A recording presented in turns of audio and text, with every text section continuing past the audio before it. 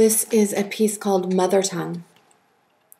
Poetry came and took me by the scruff of my neck and dragged me across the flames of my old stories.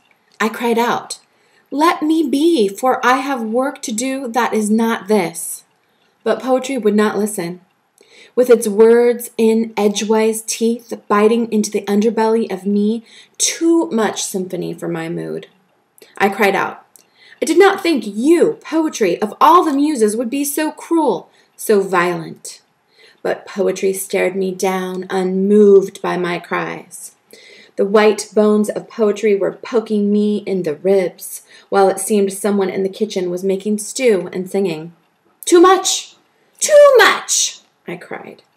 "Must everything come into me at once?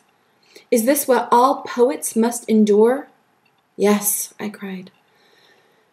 "I'll do it! Yes, I'll do it!" I found myself standing on a blank page of a very large book. It was a large book. It said, "Your life starts here. This is your book of legends." And it was in my own handwriting, though I do not recall writing it. The Midnight Muse, no doubt, had her way with it.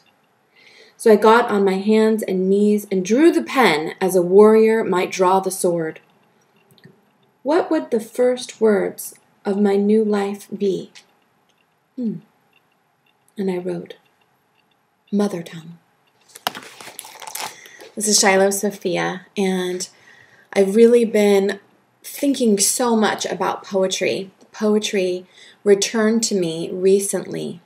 Poetry was one of my early loves, but for entrepreneurship and painting and other things, I guess I told myself that I didn't need it the way that I thought I did. Now, the interesting thing is I actually have just finished this book of 100 poems that I'm hopefully going to be publishing very soon.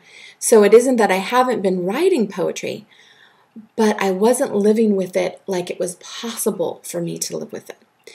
And my experience of what poetry does for us is that it is one of the primary tools that the muse uses to expand the territory of our brain and our consciousness.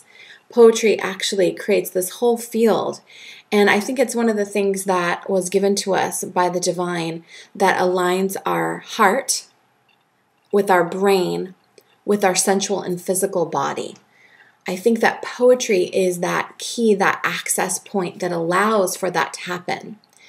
You know I'm a very creative person, but when poetry returned to me and I wrote this poem, Mother Tongue, it was as if there was this entire room inside of my brain that I had not been using, that all of a sudden the door flung open and I entered inside and felt saved by it. One of my favorite quotes from Rumi is, "This turning towards what you deeply love saves you."